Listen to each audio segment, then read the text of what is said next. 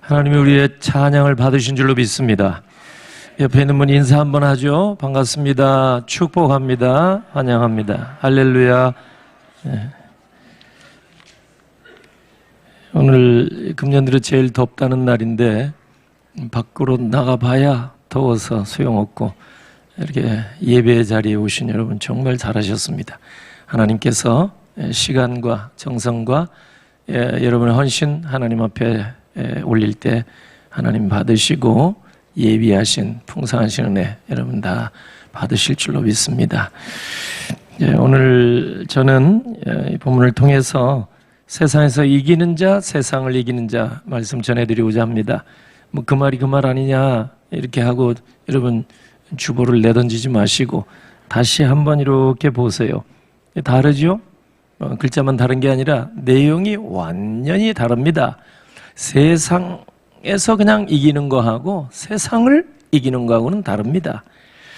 요즘 세상 사람들은 세상에서 이기는 법을 많이 가르쳐 줍니다. 옛날에는 손자병법 아주 많았습니다. 예. 요즘으로 얘기하면은 처세술, 그래서 책방에 가면은 처세술에 관한 책이 아직도 많습니다.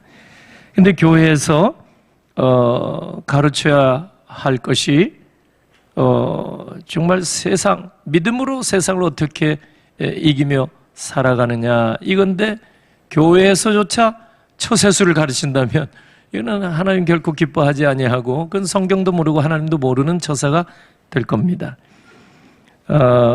세상 사람들이야 세상에 잘 사는 법에 대해서 많은 관심을 가질 수밖에 없을 겁니다.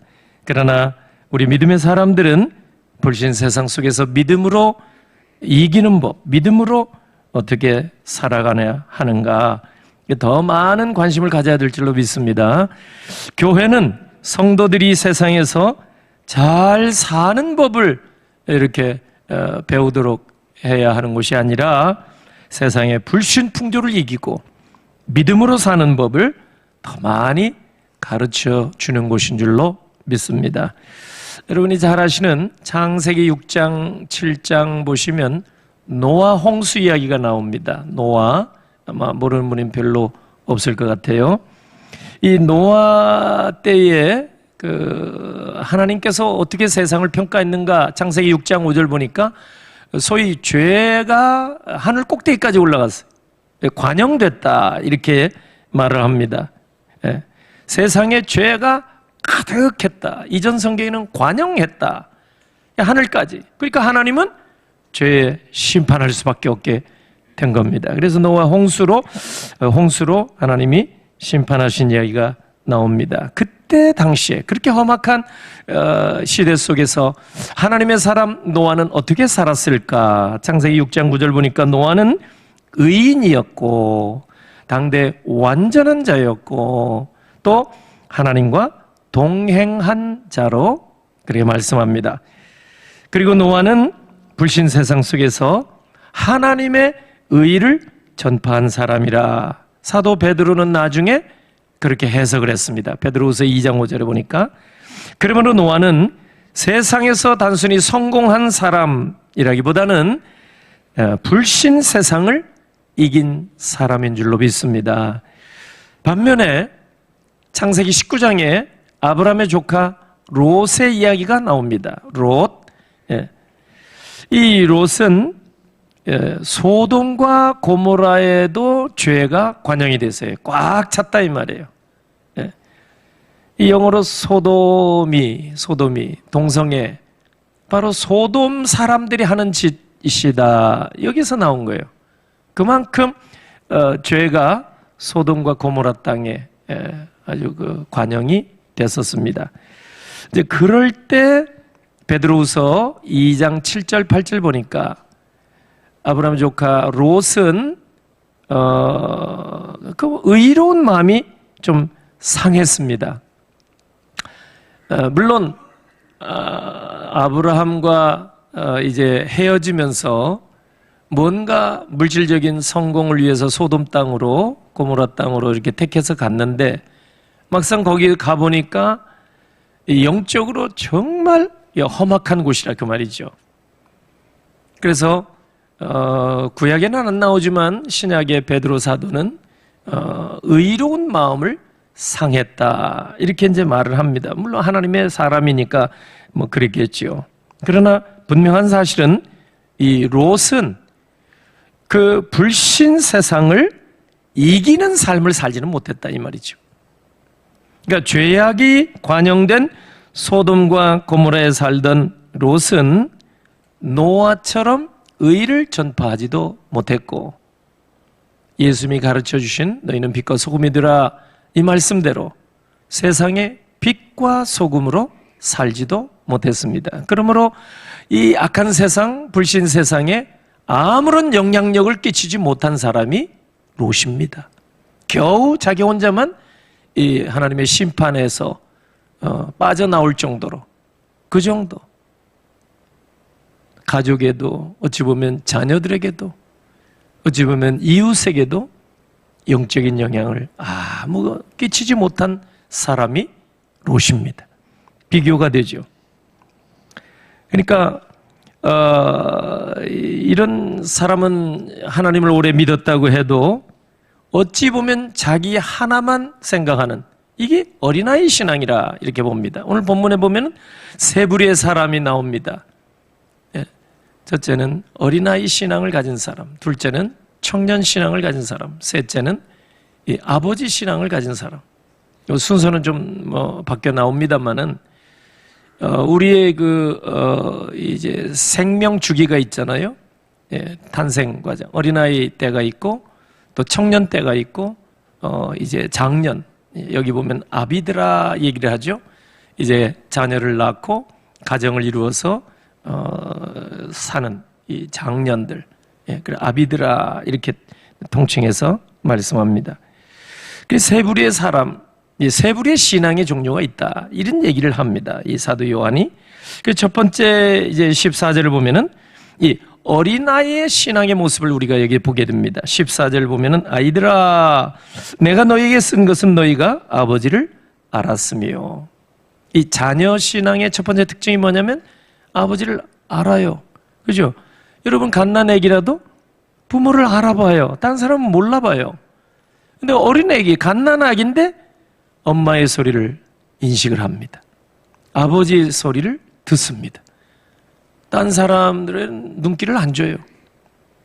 엄마, 부모의 음성을 알아봅니다. 이상할 정도로. 아이들아 내가 너에게 쓴 것은 너희가 아버지를 알았으며. 그러니까 어린 아이의 신앙을 가진 사람, 이건 영적으로 비유를 하는 거죠.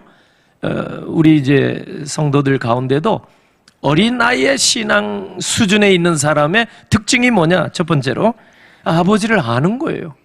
아버지를 알죠. 아버지, 아빠 부르니까, 비유를 하자면.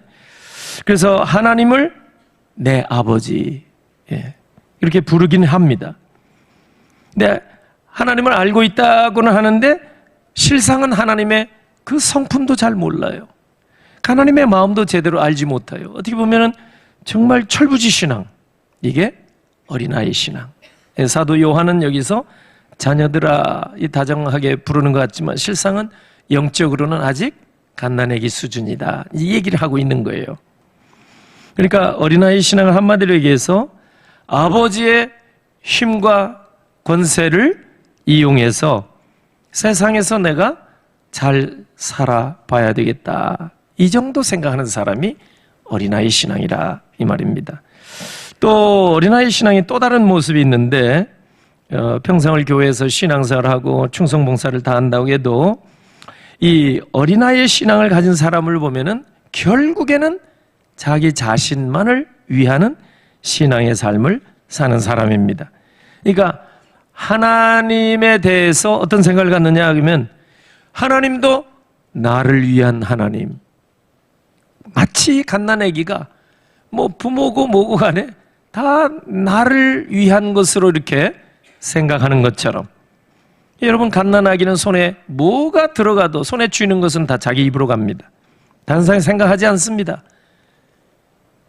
혹시나 해서 달라고 해봐요. 갓난아기에게 안 줍니다. 얼마나 또 움켜쥐는 악력이 그렇게 센지 모릅니다. 형제에게 줘라도 안 주죠. 참 희한하죠? 어린아이의 신앙을 어린아이 신앙을 소유한 사람도 마찬가지라 그 말입니다.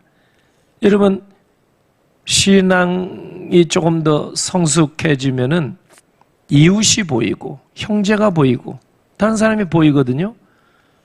그 너희는 먼저 그의 나라와 의를 구하라. 예수님이 가르쳐 주셨는데 이것은 별로 생각을 하지 않습니다. 그러니까 어린아이의 신앙의 소유자는 자기중심적이다 이 말이에요.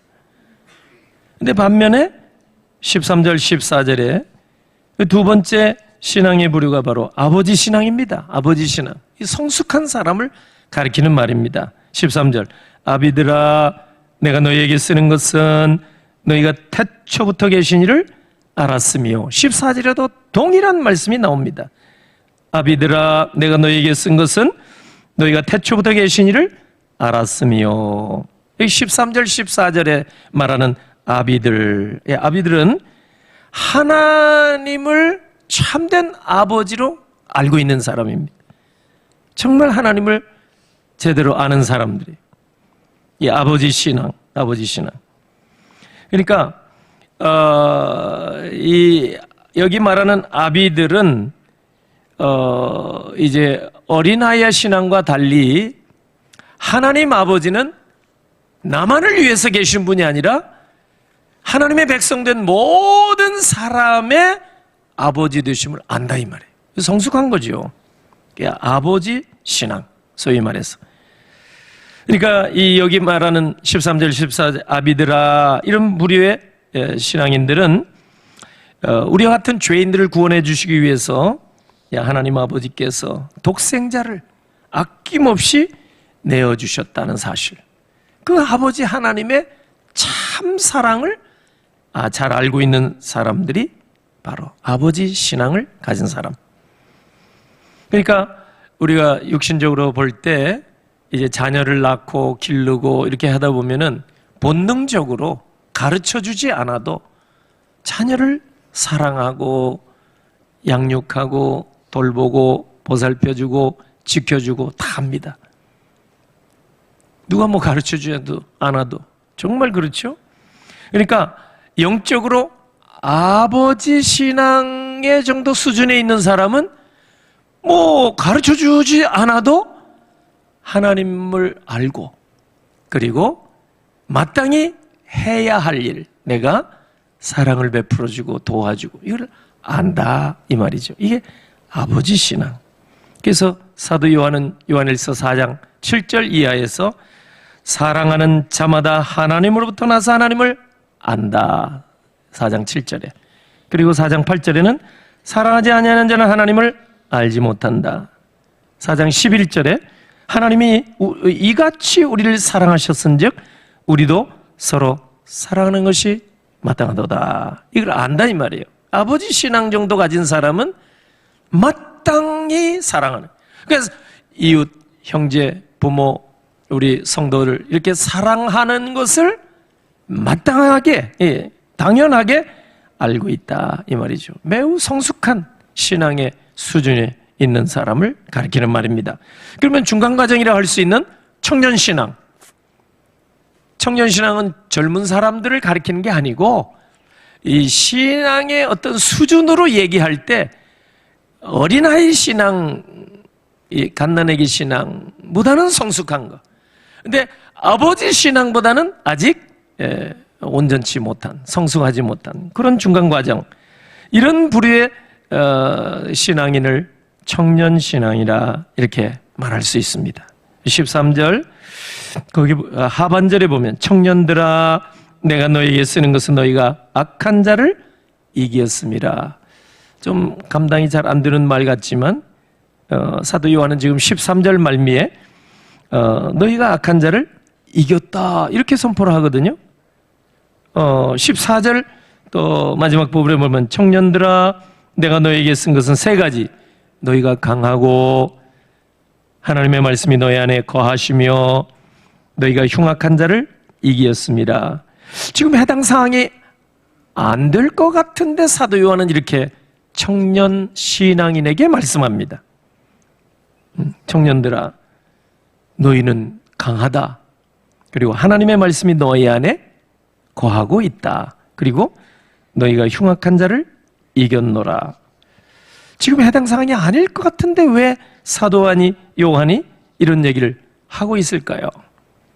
청년 신앙의 소유자는 적어도 어린아이 신앙과는 달리 자기 중심적인 신앙은 탈피하고 있습니다. 분명합니다. 청년 신앙이니까 이 초보는 벗어났다 이 말이에요. 아직 성숙한 아버지 신앙의 단계는 아닐지라도 갓난아기처럼 자기 중심적인 신앙은 분명히 벗어났습니다. 근데 문제가 뭐냐?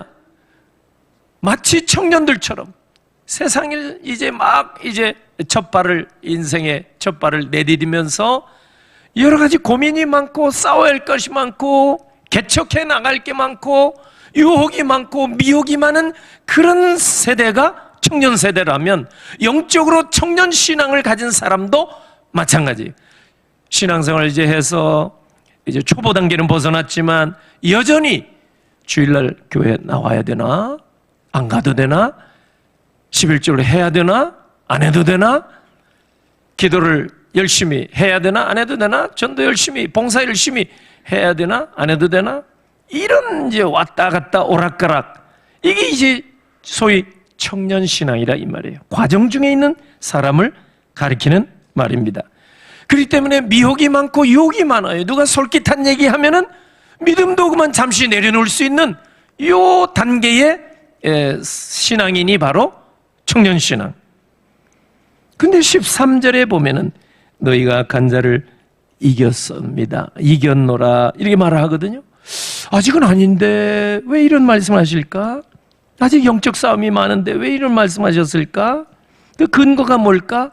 바로 사도 요한은 요한일서 1장 1절부터 얘기를 했어요. 요한일서 1장 1절 대초부터 있는 생명의 말씀에 관하여는 우리가 들은 바요 눈으로 본 바요 자세히 보고 우리의 손으로 만진 바라. 무슨 얘기입니까? 생명의 말씀이 우리가 예수 믿을 때 생명의 말씀이 우리 속에 들어왔다 그 말이에요. 생명의 말씀. 태초부터 있는 생명의 말씀이 우리가 들은 바요 본 바요 또 손으로 만진 바라. 그러니까 우리가 주 예수 그리스도를 마음으로 믿을 때 여러분 생명의 말씀이신 예수 그리스도께서 우리 가운데에 들어와 계신 줄로 믿습니다. 소위 내주하시는 말씀이에요. 내주. 내 안에 거하시는 거예요. 함께 사시는 거예요. 예수님이 내주하신다 그렇게 말을 합니다. 놀랍지 않아요? 고린도서 4장에 보면은 질그릇과 같은 우리 몸에 보배로 오신 예수 그리스도가 계신다고 말씀했습니다. 신비롭지 않아요? 그러니까 청년 신앙을 가진 사람들이요 오락가락 할 때마다 반신반의할 때마다 이 생명의 말씀이 여러분 속에 이미 들어와 있다는 사실을 기억하고 오히려 자기 자신에게 부지런히 선포하라 그 말입니다. 그래야 이 험한 세상 불신 세상을 이길 수 있다는 가르침입니다. 지금 사도 요한은 청년들에게 청년이라고 하는 것은 청년신앙 하나님의 말씀을 지금 선포하고 있는데 너희가 악한 자를 이겼다. 이 본문 13절에 이렇게까지 얘기하는 거예요. 이것은 요한이 3장에 가서 3장 8절에 가보면은 예수 그리스도께서 이 땅에 오신 목적은 마귀의 일을 멸하려 하심이라 3장 8절에 이렇게 말을 했거든요. 예수님이 이 땅에 오셔서 악한 자를 다 물리쳐 주셨다 이 말이에요. 예수님은 십자가로 이기셨다. 우리가 그렇게 믿습니다. 그러니까 이 사실을 이제 오락가락 유혹이 많은 미혹이 많은 청년 신앙을 가진 사람들은 항상 그 말씀을 기억하라. 그리고 스스로에게 이 말씀을 선포하라. 이렇게 가르쳐주고 있습니다. 예수님은 여러분 이 땅에 지상생애 공생애 하시면서 이미 이 말씀을 선포하셨습니다. 그러니까 사도 요한이 지금 요한일서도 기록했지만 요한복음도 기록했어요. 그 요한복음 16장 33절 보면 세상에서는 너희가 환난을 당하나 담대하라. 내가 세상을 이겼노라. 할렐루야. 예수님이 선포하신 말씀. 특별히 청년 신앙자들. 우리 교회 뭐 청년부 얘기하는 게 아니고 영적으로 청년 신앙 중간 과정. 지금 막 영적으로 성장 과정에 있는 사람들. 이 말씀을 들어야 된다 이 말이에요. 항상 주님께서 선포하신 말씀 뭐예요? 세상에서 우리가 환난 당한다. 유혹이 많고 미혹이 많고 시련이 많고 영적인 싸움이 많다 이 말이에요. 본식의 세상은 그렇다 이 말이에요. 그런데 기억하라. 담대하라. 왜? 내가 세상을 이겼노라. 이 말씀을 흔들릴 때마다 기억하라. 여러분 10년 가운데 여러분도 이 말씀을 꼭 기억하시길 주의 이름으로 축원합니다. 내가 세상을 이겼다. 이걸 믿으라 그 말이에요. 흔들리고 계십니까? 물질적인 문제 때문에 여러분 신앙이 흔들립니까? 아니면 여러 가지 이 세상의 삶을 살면서 여러분 흔들림이 있습니까? 영적 싸움이 아직 많이 있습니까? 여러분 믿음의 확신이 아직 부족합니까?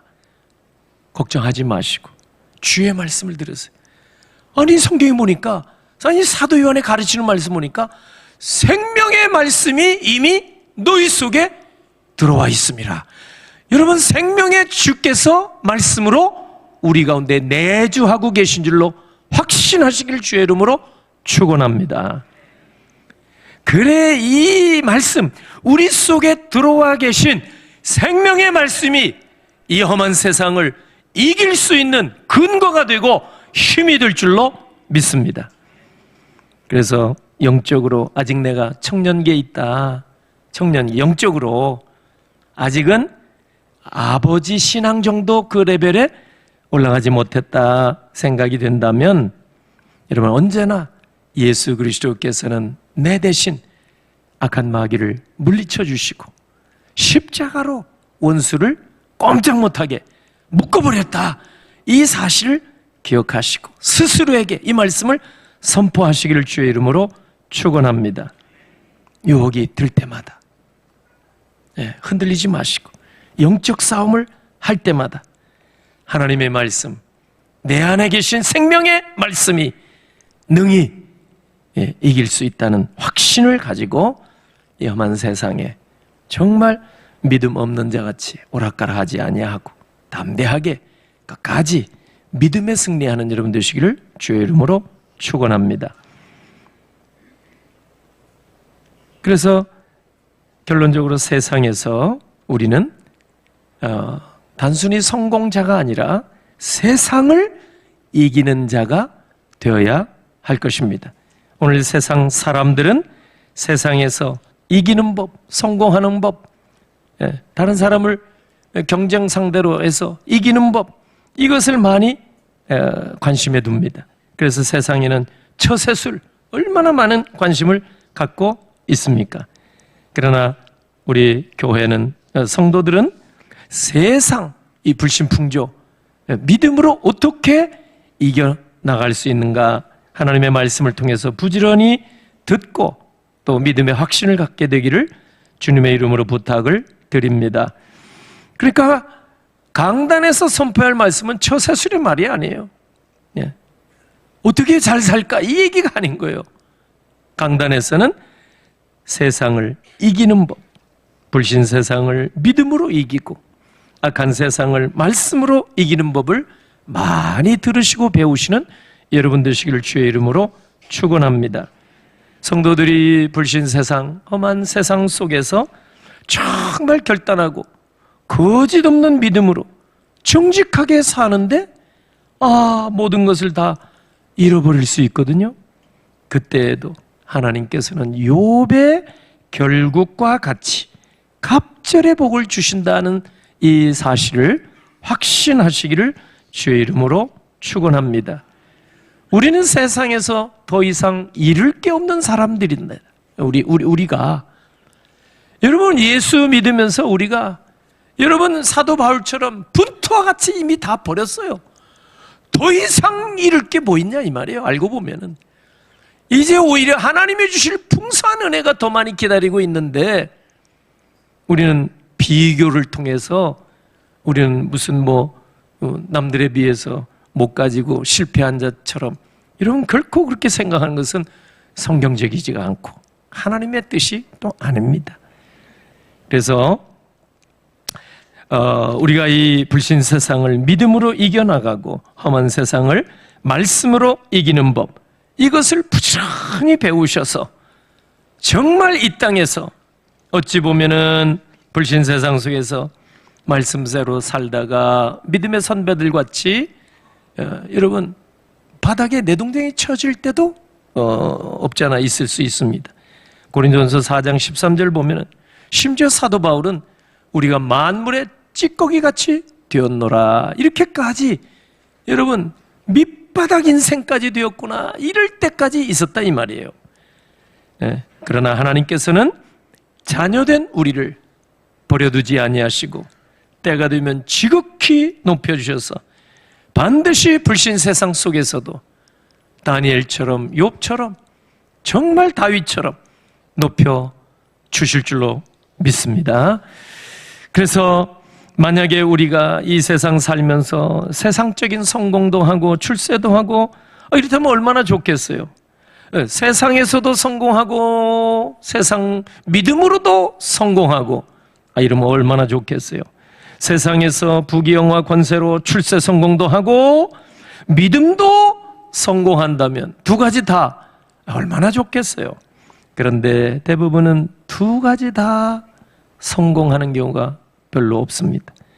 그래서 세상에서는 복음과 함께 고난을 더 많이 받는 법입니다. 디모데후서 1장 8절 같이. 그러나 세상에서 믿음으로 살려고 하다가 성공하지 못하고 복음과 함께 살려고 하다가 실패할지라도 성도는 세상에 그만 무릎을 꿇는 자들이 아니라 오히려 세상을 거스르고 세상을 이기는 자인 줄로 분명히 믿으시기를 바랍니다. 그래서 말씀을 맺습니다.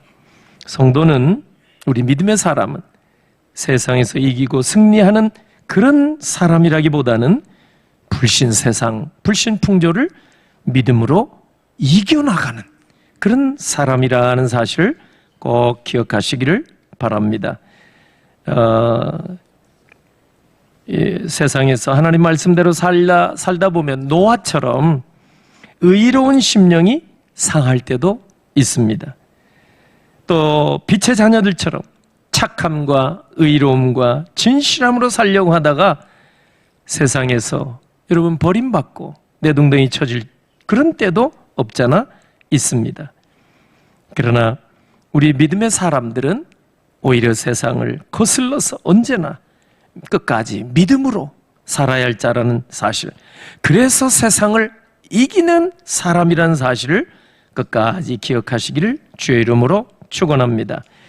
그래서 여러분 모두 세상에서 사람들과 경쟁해서 이기는 자, 그런 자들이 아니라 세상의 불신을 믿음으로 이기며 살아가시는 여러분들이 다 되시기를 우리 주 예수 그리스도의 이름으로 축원합니다. 아멘. 기도하겠습니다. 할렐루야. 하나님 아버지, 은혜를 감사합니다. 만물이 약동하는 이 좋은 계절에 우리의 믿음도 약동하게 하시고 갓난아기의 신앙에서 또 성숙한 신앙으로 저희들이 변화되어 가기를 원합니다. 우리 속에 있는 생명의 말씀으로 인해서 우리가 다시 한번 큰 힘을 얻게 하시고 거친 파도와 같이 우리 앞에 불어닥치는 불신의 풍조, 험악한 세상의 이런 풍조를 믿음으로 끝까지 헤쳐나갈 수 있는 하나님의 사람들이 다 되게 하옵소서. 이 시간 준비한 이 예물 하나님 앞에 올립니다. 하나님 아버지, 그 윤명수 권사님 2주기 추모하며 유족들이 하나님 앞에 강단 헌화로 영광 올려드립니다. 믿음이 깊어지게 하시고 하늘의 소망이 깊어지게 하시고 온 집안 가족 하나님이 지켜주시기를 원합니다. 하나님, 또 퇴원 감사하여 강단꽃으로 영광 올려드리오니 받으시고 평생토록 하나님 건강한 삶을 살게 하옵소서. 하나님, 11조 감사, 조정, 선교, 또 구별된 모든 예물 하나님 앞에 올릴 때 받으시고 손길들마다 예비하신 풍성한 은혜 허락해 주옵소서. 이 예물이 쓰이는 곳곳마다 살아나게 하시고 죽을 영혼 하나님 앞에 나와 기쁨으로 영광 올리는 역사 일어나게 하시고 선교 현장의 영적 승리가 나타날 수 있도록 허락하여 주옵소서. 축복하옵고 예수님의 이름으로 기도하옵나이다. 아멘.